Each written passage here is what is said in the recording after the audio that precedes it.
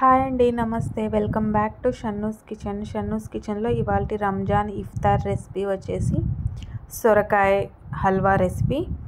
ఇది చేసుకోవడం చాలా ఈజీ అండి. ఫస్ట్ ఒక ప్యాన్ తీసుకొని అందులో ఒక 2 టీ స్పూన్ల వరకు నెయ్యి వేసుకోండి. నెయ్యి కరిగాక ఇందులో సన్నగా కట్ చేసుకుని పెట్టుకున్న బాదం పప్పు, జీడిపప్పు వేసుకోండి. వీటిని మంచిగా దోరగా వేయించుకోండి మీడియం ఫ్లేమ్ మీద. జీడిపప్పు, బాదం పప్పు దోరగా వేయించుకున్న తర్వాత ఇప్పుడు ఇందులో కొన్ని కిస్మిస్ వేసుకోండి. కిస్మిస్ని కూడా ఒక నిమిషం పాటు వేయించుకోండి. ఈ మూడింటిని మంచిగా వేయించుకున్న తర్వాత ఈ విధంగా ఒక బౌల్లో తీసుకొని పక్కన పెట్టేసుకోండి. ఇప్పుడు ఇందులోనే మరో 2 టీ స్పూన్ల వరకు నెయ్యి వేసుకోండి.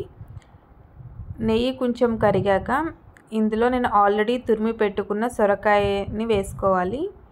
ఈ సొరకాయ అనేది పైన తొక్కంతా తీసేసి మధ్యలో గింజలు కూడా తీసేసి పైనున్న భాగాన్ని ఈ విధంగా తురుముకొని తీసుకోవాలి. ఇది వచ్చేసి సుమారుగా ఒక 2 కప్పుల వరకు ఉంటుంది. ఇప్పుడు మీడియం ఫ్లేమ్ మీద ఈ సొరకాయ తురుమంతా పచ్చివాసన పోయేంత వరకు కొంచెం మగ్గేంత వరకు ఉడికించుకోవాలి.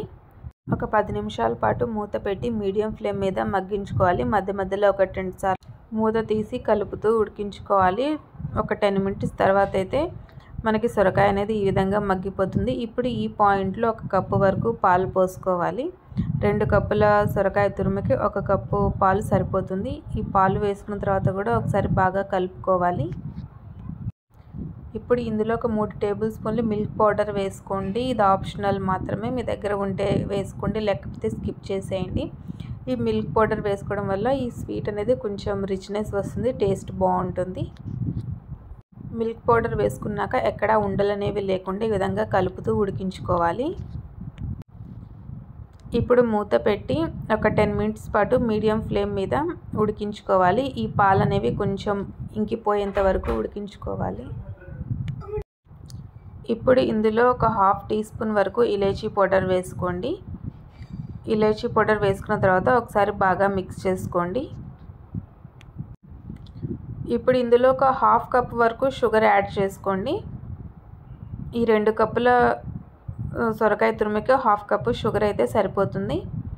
1/2 కప్ షుగర్ వేసుకున్న తర్వాత ఒకసారి బాగా మిక్స్ చేసుకొని మూత పెట్టి ఉడికించుకోవాలి. ఒక 10 నిమిషాల పాటు మీడియం ఫ్లేమ్ మీద ఉడికించుకున్న తర్వాత కొంచెం ఈ విధంగా దగ్గర పడుతుంది. ఇప్పుడు ఒకసారి బాగా మిక్స్ చేసుకొని ఇందులో ఫుడ్ కలర్ యాడ్ చేసుకోవాలి. ఈ ఫుడ్ కలర్ కూడా టోటల్గా ఆప్షనల్. బయట మనకి రెస్టారెంట్లో సొరకాయ హల్వా అంటే గ్రీన్ కలర్లో కనపడుతుంది. సో ఆ కలర్ స్ట్రక్చర్ కోసం మనం ఈ కలర్ అయితే యాడ్ చేస్తాము. ఈ కలర్ అనేది పూర్తిగా ఆప్షనల్. ఈ విధంగా కలర్ వేసుకొని అంతా బాగా కలుపుకున్న తర్వాత ఫైనల్గా మనం ఆల్రెడీ ఫ్రై చేసి పెట్టుకున్న డ్రై నట్స్ అన్నీ వేసుకోవాలి. ఈ విధంగా వేసుకొని ఒకసారి బాగా మిక్స్ చేసుకొని స్టవ్ ఆఫ్ చేసేసుకోవడమే.